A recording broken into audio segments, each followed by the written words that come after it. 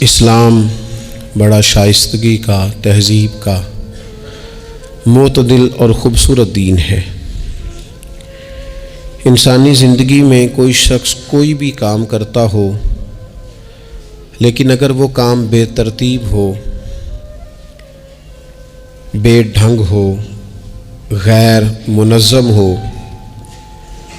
تو اس کام کا سارا حسن ضائع ہو جاتا ہے۔ اسلام یہ چاہتا ہے کہ ہر کام ترتیب سے کیا جائے، مرتب کر کے کیا جائے، منظم انداز سے کیا جائے۔ انسان اپنی زندگی میں عبادت سے لے کر تجارت تک اپنی زندگی کے ہر شعبے میں نظم و ضبط کا مظاہرہ کرے۔ اگر چیزیں نظم و ضبط سے ہٹ جاتی ہیں، قاعدے سے ہٹ جاتی ہیں، تو کوئی بھی کام ہونے کے باوجود بھی لطف نہیں دیتا، فائدہ مند نہیں ہوتا۔ ہم یہ دیکھتے ہیں کہ مسلمانوں نے بہت ساری چیزوں کو بے ترتیب کر لیا ہے۔ ہماری زندگیوں میں ہر چیز ہے، نظم و ضبط نہیں ہے، وقت کی پابندی نہیں ہے، وقت کی قدر نہیں ہے۔ روزمرہ کے معاملات کے اندر ہم اپنے معاملات کو ترتیب سے نہیں چلاتے۔ کبھی کوئی کام کرتے ہیں تو اسے کیے ہی جاتے ہیں، اعتدال سے ہٹ جاتے ہیں، اور پھر اسی کام کو اس طرح چھوڑ دیتے ہیں کہ جیسے کبھی کوئی لینا دینا ہی نہیں تھا۔ اس سے انسان ایک بھرپور زندگی نہیں گزار سکتا، وہ وقتی اور جذباتی فیصلوں کا قائل ہو جاتا ہے۔ اس کی زندگی کے اندر ہر چیز ایک مخصوص وقت کے لیے اور ایک مخصوص ٹائم کے لیے آتی ہے، اور ایک مخصوص ٹائم کے لیے وہ چیز وہاں سے رخصت ہو جاتی ہے۔ اس میں کوئی شک نہیں کہ ہم انسان ہیں، ہمارے اندر کمزوریاں ہیں، باوجود کوشش کے بڑی جگہوں پہ غلطیاں، سستیاں، کمزوریاں رہ جاتی ہیں۔ لیکن کچھ لوگ اپنے ذہن سے کوئی منصوبہ بندی کرنا ہی نہیں چاہتے۔ ہو جائے گا، اللہ کرم کرے گا، اللہ بڑا مہربان ہے۔ بھئی یہ ساری باتیں ٹھیک ہیں، لیکن اسی کریم رب نے کہا ہے صبح اٹھو، اسی کریم رب نے کہا ہے کہ وقت پر نیند پوری کرو، اسی کریم رب نے کہا ہے کہ ان الصلاۃ کانت علی المؤمنین کتابا موقوتا، فرمایا بے شک نماز مسلمانوں پر مقررہ وقت پر فرض ہے۔ اسے اپنی ترتیب سے، وقت کے حساب سے تم نے ادا کرنا ہے۔ یہ نہیں ہو سکتا کہ تم کہو جی میری آنکھ 9 بجے کھلتی ہے تو میں فجر 9 بجے پڑھوں گا، اس کا ٹائم 6 بجے ہے تو تمہیں 6 بجے ہی فجر پڑھنی پڑے گی۔ اپنے مقررہ وقت پر چیزیں جب تک نہیں رہیں گی تب تک رضا الہی کا حصول بھی ممکن نہیں ہوتا۔ ہم چونکہ غیر منظم زندگی گزارتے ہیں، بے ترتیب زندگی گزارتے ہیں، تو اس لیے بہت سارے کام جو کرنے کی ہم پوزیشن میں بھی ہوتے ہیں وہ کام بھی ہم سے ہو نہیں پاتے۔ ایک تو بہت سارا مسئلہ لوگوں کا یہ ہے کہ کل کر لیں گے، انشاءاللہ ہو جائے گا، آپ دعا کریں ہو جائے گا، آپ فکر نہ کریں ہو جائے گا۔ اس کا معنی کوئی نہیں نا، اس کا مطلب کوئی نہیں آپ کیا کہہ رہے ہیں۔ آپ کہیں میں نے شروع کر دیا ہے اب دعا کریں، آپ یہ کہیں کہ میں نے پوری کوششیں لگا دی ہیں، آپ اچھی امید رکھیں اللہ سے، لیکن آپ سٹارٹ ہی نہیں کر رہے اور آپ کہہ رہے ہیں دعا کریں، یہ کیسے ہوگا؟ جب تک نظم و ضبط کا، آداب کا، حدود کا، قاعدے قانون کا پورا خیال ہی نہ رکھا جائے۔ حضرت سید فیض الحسن شاہ صاحب رحمۃ اللہ تعالیٰ علیہ فرماتے ہیں کہ ایک خاتون بڑی عجلت پسند تھی، جلد باز تھی، تو اس کا شوہر اس کی چیزوں سے بڑا پریشان تھا، جلدی میں آدھا کام کرتی تھی، آدھا کام خراب کر دیتی تھی، تو اکثر آ کے کہتی تھی دعا کریں بڑا مارتا ہے۔ اگرچہ اس کا مارنا پھر بھی درست نہیں تھا، لیکن وہ دیہاتوں میں آپ کو پتہ ہے نا، بعض لوگ بڑی جہالت کا مظاہرہ کرتے ہیں، اس قدر زیادہ شدت کے ساتھ تکلیف دیتے ہیں کہ جو بالکل نازیبا ہو جاتی ہے۔ ایک دن اس نے آ کے کہا کہ پیر صاحب کوئی سمجھاؤ، بڑا ماردہ ہے۔ تو آپ نے فرمایا تو سنا ہے بڑی جلد باز ہے، کام نظم و ضبط سے نہیں کرتی۔ کہنے لگی جی دیکھیں جی کیا نظم و ضبط اور کیا معاملہ، کل اس نے مجھے کہا دال پکا دو تو میں نے اس میں گھی بھی ڈالا ہے، مرچیں بھی ڈالی ہیں، پیاز بھی ڈالا ہے، لہسن بھی ڈالا ہے، ہلدی بھی ڈالی ہے، بس ذرا جلدی میں نے دال ہی تو نہیں ڈالی۔ تو یہ کو مارنے والی بات ہے، ہر شے ہے، ایک شے ہی نہیں۔ ہمارے ہاں بہت سارے لوگ ایسے ہیں جو جلدی میں اصل کو ہی بھول جاتے ہیں۔ وہ کہتے ہیں باقی میں نے سارے کیے، کوئی رہ تو نہیں نہ گیا، سارے کیے، ایک ہی نہیں نہ کیا، اور بھائی جو اصل تھا وہ تو رہ گیا۔ نظم و ضبط، قاعدہ، قانون، جب تک ہمارے اپنے اندر، میں دوستوں سے کہہ رہا تھا پھر کہتا ہوں، میرے اسلاف فرمایا کرتے تھے جو والد تہجد نہ پڑھے اس کے بچے فجر نہیں پڑھتے۔ والد کو جب تک وہ سحری میں سجدہ ریز نہیں دیکھیں گے اتنی دیر تک آپ ان سے 1.5-2 گھنٹے پہلے اٹھیں گے تو پھر وہ اٹھیں گے۔ لیکن اگر کہا جائے کہ پتر میں تھکیاں تو تو مسیتے جا، تو یہ ہو سکتا نہیں کہ وہ جائے، کیونکہ ہماری زندگی سے نظم و ضبط بچے سیکھیں گے، ہمارے ماحول سے وہ محنت کو، مشقت کو، کوشش کو وہ سیکھیں گے۔ اگر ہم اپنے ماحول میں نظم و ضبط نہیں لائیں گے تو آنے والی نسل کے اندر نظم و ضبط منتقل ہو سکتا، تو اس کے منتقل کرنے کے لیے ضروری ہے کہ پہلے ہماری زندگی کے اندر نظم و ضبط۔ آپ دیکھیں شریعت اسلامیہ نے ہر کام کا نظم و ضبط بنایا ہے۔ نماز اللہ کی عبادت ہے نا، بستر سے اٹھ کر سیدھا مسجد میں آ کے جہاں آپ کا جی چاہے نماز پڑھنے کی اجازت نہیں ہے۔ آپ اٹھیں، آپ کا لباس پاک ہونا چاہیے، آپ نے وضو کیا ہوا ہو، آپ کو سمت قبلہ کا پتہ ہو، آپ کا منہ کعبہ شریف کی طرف ہو، جس جگہ آپ نے نماز پڑھنی ہے وہ جگہ پاک ہو، آپ کا لباس پاک ہو، وقت کا تعین ہو، نماز کے آداب آپ کو آتے ہوں، آپ بیت اللہ شریف کی طرف رخ کریں گے، کانوں تک ہاتھ اٹھائیں گے، آپ ان ہاتھوں کو منظم طریقے سے باندھیں گے، وقت پر رکوع کریں گے، رکوع میں کمر سیدھی ہونی چاہیے۔ آپ رکوع سے اٹھیں گے تو ایسے نہیں کہ کوئی بات نہیں اللہ قبول کر لے گا، جب تک آپ کی کمر پوری ٹھیک نہیں ہوتی رکوع سے اٹھتے وقت آپ کی نماز مکمل نہیں ہوتی۔ آپ سجدے میں جائیں گے تو پیشانی جمنی چاہیے، ناک جمنی چاہیے، آپ کے پاؤں کی انگلیاں زمین پر لگنی چاہیے۔ آپ جب تک پوری ترتیب سے نماز نہیں پڑھتے، رب کی عبادت ہے نا، کریم بھی بڑا ہے نا، مہربان بھی بڑا ہے نا، غفور بھی بڑا ہے، لیکن اگر مرتب طریقے سے نہ پڑھو تو وہ تو نماز قبول نہیں کرتا۔ نبی پاک صلی اللہ تعالی علیہ وسلم کے سامنے آ کے ایک شخص نے نماز پڑھی، عبادت کی ہے، آیا ہے، جھکا ہے، لیکن عبادت بھی بے ترتیب بھی نہیں، بے ڈھنگی نہیں، غیر مرتب نہیں، غیر منظم نہیں، ایسے نہیں کہ جیسے مرضی کر لی۔ اس نے آ کے نماز پڑھی تو حضور نے اس کو دیکھا اور نبی پاک علیہ السلام نے فرمایا تیری نماز نہیں ہوئی، دوبارہ پڑھ۔ اس نے دوبارہ پڑھی۔ یہاں تو لوگ ناراض ہو جاتے ہیں۔ ایک دفعہ طالب علمی کی بات ہے، میں ایک جگہ نماز کے لیے وضو کر رہا تھا تو ایک صاحب نے وضو کیا، بڑی جلدی میں آئے اور جلدی میں وضو کیا تو ان کا ایک ٹخنا خشک رہ گیا۔ تو میں نے ان کی خدمت میں بڑی، چونکہ بزرگ تھے، بڑے تھے مجھ سے، میں نے بڑی عرض کی، میں نے کہا وہ آپ کو خیال نہیں رہا آپ کا ٹخنا خشک ہے؟ وہ کہتے ہیں مولوی وہ لنگن نہ دے آج، دیکھیں کو لنگ نہ جائے، تو سب قبول کرنی کہ اللہ نے۔ میں نے ان سے کہا آپ کیا کام کرتے ہیں؟ کہنے لگا میں کپڑا بیچتا ہوں۔ تو میں نے کہا اگر آپ کا 1000 روپے والا گز کپڑا ہو تو کوئی شخص کہ کوئی عرض نہیں، چل مہربانی کر 300 کا دے دیتے ہو؟ کہنے لگا نہیں جی ترتیب سے ہی بات چلے گی۔ تو میں نے کہا یہ بھی ذرا ترتیب سے ہی چلے گی، اللہ نے کہا ہے کہ اس طرح کر کے پڑھو تو پھر میں قبول کروں گا، تو اگر وہ رستہ ہی آپ نے اختیار نہیں کیا۔ نبی پاک علیہ السلام کے سامنے اس نے نماز پڑھی، حضور کے سامنے، نبی پاک رحمت للعالمین ہے نا، حضور سے زیادہ کو پیار کرنے والا تو نہیں نا۔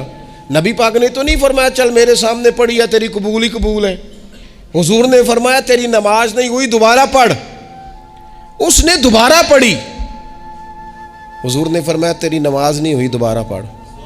اس نے 12 پڑھی، 3 دفعہ پڑھی، پھر حضور کی بارگاہ میں آیا تو نبی پاک علیہ السلام نے فرمایا جب تو رکوع کرے تو صحیح کر کے رکوع کر، جب تو سجدہ کرے تو صحیح کر کے سجدہ کر، اور جب تو قیام میں کھڑا ہو تو ایک منظم طریقے سے کھڑا ہو۔ فرمایا اس اعتدال، اس نظم و ضبط سے، اس ترتیب سے نماز پڑھ، امید ہے خدا کے فضل پر کہ وہ تیری عبادت کو قبول فرمائے گا۔ نظم و ضبط ہی نہیں ہے۔ رمضان شریف کا روزہ بڑا مہربان ہے نا اللہ، اپنے بندوں کو کسی قسم کی کسی مشقت میں مالک ڈالتا نہیں، لا یکلف اللہ نفسا الا وسعها۔ لیکن آپ یہ نہیں کہہ سکتے کہ میری آنکھ چونکہ صبح 9 بجے کھلی ہے تو مجھے تھوڑی شریعت گنجائش دے دے کہ میں تھوڑی سی روٹی کھا لوں پھر نہیں کھاؤں گا مغرب تک، یہ گنجائش نہیں ملے گی۔ نظم و ضبط ہے، ترتیب ہے، اس کا قاعدہ ہے، اس کے اصول ہیں، اس کا ضابطہ ہے۔ سحری میں اٹھیں گے آپ، اگر آپ کی آنکھ نہیں کھلی ہے تو آپ کی اجازت چلی گئی، وقت ختم ہو گیا۔ آپ بے ترتیب ہوئے، آپ غافل ہوئے، آپ نے کیوں لمبی نیند کی، آپ کیوں وقت پہ نہیں اٹھے؟ زکوٰۃ ہے، آپ کو ٹائم دیا گیا ہے کہ اضافی رقم آپ کے پاس ہو، آپ کے اخراجات سے زیادہ ہو، کس منظم طریقے سے زکوٰۃ فرض کی گئی ہے، اور یہ وہ نظم و ضبط ہے جس سے بندے کو تکلیف نہیں ہوتی. یعنی آپ کی ضروریات سے زیادہ مال ہو، اس مال کی قیمت 7.5 تولے سونے کے برابر یا 52.5 تولے چاندی تک پہنچ جائے، پھر وہ کل پہنچی ہے تو آج زکوٰۃ فرض نہیں، اس پر سال گزر جائے، پھر بھی وہ سارا نہیں دینا، اس میں سے 2.5% دینا. نظم و ضبط سے اللہ تعالیٰ نے توفیق دی نا جب بیت اللہ شریف کا حج کرنے کی. تو میں واپس آیا تو مجھے ایک طالب علم نے پوچھا، اس نے کہا کہ اس کا خیال تھا چونکہ اللہ کے فضل سے ہم خانقاہی لوگ ہیں تو بعض لوگوں کا خیال ہوتا ہے کہ شاید کوئی بہت انوکھی بات اور انفرادی بات ملے گی، تو خانقاہ شریف میں یا طریقت میں یا اہل تصوف میں باتیں انوکھی نہیں ہیں، باتیں روٹین کی ہیں. بس وہ یہ کہتے ہیں کہ ذرا ان کو درد سے ان پر عمل کرو، اپنے دل میں اس کا نفاذ کرو، روح میں اتارو. تو مجھے کہنے لگے آپ نے الحمدللہ حج کر لیا. تو میں نے کہا میں نے حج کیا ہے تو میں نے یہ رزلٹ نکالا ہے کہ حج بندے کو نظم و ضبط سکھاتا ہے، مرتب کرتا ہے انسان کی زندگی کو. آپ کو 8 ذی الحج کی زور پڑنی ہے، آپ کو ہر صورت میں مینا میں، آپ کو 9 کو ہر صورت زوال سے قبل عرفات میں آپ کو زوال کا وقت میں وہاں پہنچنا چاہیے، آپ کو کچھ نہ کچھ ٹائم وہاں گزارنا ہے. ایک منظم ترتیب ہے کہ مغرب کے وقت نکل آؤ، وہاں آپ نے نماز نہیں پڑھنی، آپ آ کے عرفات سے نکلیں، مغرب عشاء کی نمازیں مزدلفہ میں پڑھیں. آپ کو 10 کی صبح کو جا کے کنکر مارنے ہیں، آپ یہ نہیں کہہ سکتے کہ میں جناب 2 دن پہلے یہ کام ختم کر لوں. مقررہ ٹائم پہ جو 9 ذی الحج کو میدان عرفات میں نہیں جائے گا اس کا حج ہو سکتا، کیونکہ یہ ایک نظم و ضبط ہے، دین نے قاعدہ بنایا ہے، قاعدے کے بغیر آپ یہ کام کر سکتے. میں مصروف ہوں جی، مجھے سفر کرنا ہے، میں نے قربانی کرنی ہے تو 10 کو نہیں کر سکتا، میں 8 کو کر کے چلا جاؤں تو جاؤ، اللہ قبول ہی نہیں کرتا. قربانی اپنے ٹائم پہ مقررہ وقت پر. نظم و ضبط پوری عبادات اسلامیہ میں آپ دیکھ لیں، نظم و ضبط ہے، اصول ہے، قاعدہ ضابطہ ہے. وہ ہمارے یہاں کچھ لوگ نا درویشی کی بنیاد پر بھی جہالت پھیلاتے ہیں. وہ کہتے ہیں جی اسی درویش لوگ ہیں جی، ہم کسی نظم و ضبط کے قائل نہیں. اس کا کیا معنی ہوا جی؟ وہ درویش تو تنظیمیں نہیں چلاتے، تو درویش کیا چلاتے ہیں؟ جہالت چلاتے ہیں. درویش ہی تو تنظیم چلا سکتا ہے، درویش ہی تو ادارہ چلا سکتا ہے، درویش ہی تو ایک منظم سلسلہ تعلیم آگے لے جا سکتا ہے، چونکہ اس کی زندگی میں نظم و ضبط ہوتا ہے، اس کی زندگی ایک پورے قاعدے کے مطابق مرتب ہوتی ہے، اس کی زندگی میں ٹائم ٹیبل پوری ترتیب سے ہوتا ہے. تو یاد رکھیے گا کہ نظم و ضبط ایک حسن ہے. آپ دیکھیے شریعت اسلامیہ کس طرح سے ہماری تربیت کرتی ہے. شریعت تو کہتی ہے باقی ساری چیزیں تو ایک طرف رہ گئیں، کسی کے گھر بھی جانا ہے تو نظم و ضبط سے جانا ہے. آپ کے بھائی کا گھر ہے، آپ کے دوست کا گھر ہے، آپ کا قریبی تعلق ہے، بغیر اجازت جا سکتے ہیں؟ دین نظم سکھاتا ہے. قرآن مجید فرقان حمید نے کہا یا ایھا الذین آمنوا لا تدخلوا بیوتا غیر بیوتکم حتی تستأنسوا وتسلموا علی اہلھا. کیا کرو؟ اگر کسی کے گھر جاؤ نا تو پہلے جا کے اجازت لو. یا ایھا الذین آمنوا، اے ایمان والو. کن سے کہا؟ صاحب. کسی کے گھر میں داخل ہونا ہے تو پہلے کیا کرنا ہے؟ اجازت لینی ہے. اہل خانہ کو سلام کرنا ہے، اور اگر وہ اجازت نہ دیں تو پھر ان کے گھر میں داخل ہے. نبی پاک علیہ السلام 3 دفعہ دستک دیتے تھے، اجازت نہیں ملتی تھی تو لوٹ آتے تھے. جھگڑا کیا ہے؟ یہاں عام لوگ ناراض ہو جاتے ہیں، کہتے ہیں میں ملنے گیا سا جی تو مینوں ٹائم ملیا سی، آپ کے ٹائم کا نہیں میں نے خیال کیا. جب تک آپ نظم و ضبط نہیں سمجھتے، ترتیب نہیں سمجھتے. آپ دیکھیں نا نبی پاک صلی اللہ تعالی علیہ وسلم کے گھر کھانا تھا صحابہ کا، صحابہ نے کھانا کھا لیا. بہت سارے لوگ ایسے ہوتے ہیں جو کھانا کھانے کے بعد بیٹھ جاتے ہیں، شادیوں پہ، بیاہ پہ آپ دیکھتے ہیں گپ شپ لگنے لگتی ہے، وہ دیر تک بیٹھے رہتے ہیں. تو وہاں بھی کچھ لوگ بیٹھ گئے، کوئی اچھی گفتگو، کوئی دین کی، کوئی خیر کی بات ہونے لگی. نبی پاک علیہ السلام 2-3 دفعہ تشریف لائے، ان کو دیکھا. یا ایھا الذین آمنوا لا ترفعوا اصواتکم فوق صوت النبی ولا تجہروا لہ بالقول. نبی پاک صلی اللہ تعالی علیہ وآلہ وسلم کی بارگاہ میں تو آواز اونچی نہیں کرنی، تم نے اس طرح چلا کر بات نہیں کرنی، اس طرح لوگ آپس میں کرتے ہیں. دھیما لب و لہجہ، یا ایھا الذین آمنوا لا تقولوا رائنا وقولوا انظرنا، لفظوں کے چناؤ میں احتیاط کرنی۔ وہ دیر تک بیٹھے رہے، بات چیت ہو رہی ہے، حضور دو ایک دفعہ آئے واپس چلے گئے، اللہ تعالیٰ نے قرآن نازل کر دیا، فرمایا میرے محبوب کو تکلیف دیتے ہو؟ جب کھانا کھا چکو تو اٹھو، اب جاؤ، ختم ہو گئی دعوت، ٹائم مکمل ہوا، اب کوئی کام کرنے دو۔ میرے عزیز، اپنی زندگی میں یہ ماحول بنائیں، ان چیزوں کو لے کر کے آئیں جو چیزیں ہمارے لیے ضروری ہیں۔ اگر ہم یہ کام نہیں کریں گے تو پھر زندگی میں یا تو ہمارا وجود کسی کے لیے اذیت کا باعث بنے گا، تکلیف کا باعث بنے گا، یا ہمارا لب و لہجہ اس طرح کا ہو جائے گا کہ ہم باوجود محنت کے اس کا کوئی نتیجہ نکال سکیں گے۔ محنت ہو رہی ہے لیکن نظم و ضبط سے نہیں ہو رہی، بے ترتیب ہو رہی ہے، بے تکی ہو رہی ہے، تو بجائے زیادہ مشقت کے نتیجہ تھوڑا آئے گا۔ اس لیے نظم و ضبط اپنی زندگی میں، قاعدہ قانون۔ میرے رسول پاک علیہ الصلاۃ والسلام نہ لوگوں کو قانون توڑنے سے منع کرتے، حضور علیہ الصلاۃ والسلام لوگوں کو اطاعت امیر کا حکم دیتے، امیر کی فرما برداری کی بات سناتے، فرماتے اگر تمہارے اوپر نک کٹا حبشی غلام بھی امیر بنا دیا جائے جو کتاب اللہ کے مطابق تمہیں حکم دے تو اللہ کے محبوب فرماتے ہیں اس کی بات بھی سننا اور اس کی فرما برداری بھی کرنا، پیچھے نہ ہٹنا۔ تم یہ نہ دیکھنا کہ یار یہ تو نک کٹا حبشی غلام ہے اور میں تو معاذ اللہ اس سے بہتر ہوں، اس کی فرما برداری کرنا۔ اس لیے کہ نظم و ضبط قائم رہتا ہے جب لوگ قانون کی پابندی کرتے ہیں، اور جب قانون کی پابندی نہیں ہوتی، جہاں قیام عدل نہ ہو وہاں قرار ہو سکتا ہے۔ حضرت عمر جیسے لوگ اگر عدالتوں میں پیش ہو سکتے ہیں، اگر خود رسول پاک علیہ السلام اپنا آپ پیش کرتے ہیں صحابی سے، وہ کہتے ہیں جی آپ نے مجھے چبھو دیا ہے صفیں سیدھی کرتے تیر یا نیزہ، تو میں بدلہ لوں گا، تو حضور پیش کرتے ہیں اپنا آپ، حالانکہ وہ تو دور محبت تھا، عرض کی حضور کس نے بدلہ لینا تھا، نہ آپ نے کوئی تکلیف دی تھی، یہ تو وجود چومنے کا بہانہ تھا۔ لیکن نبی کریم علیہ الصلاۃ والسلام نے جو ہمارے سامنے اسوہ رکھا ہے، اس میں یہ ہے کہ یہ نظم اس طرح کا ہونا چاہیے کہ کوئی شخص بھی قاعدے قانون سے بالا تر۔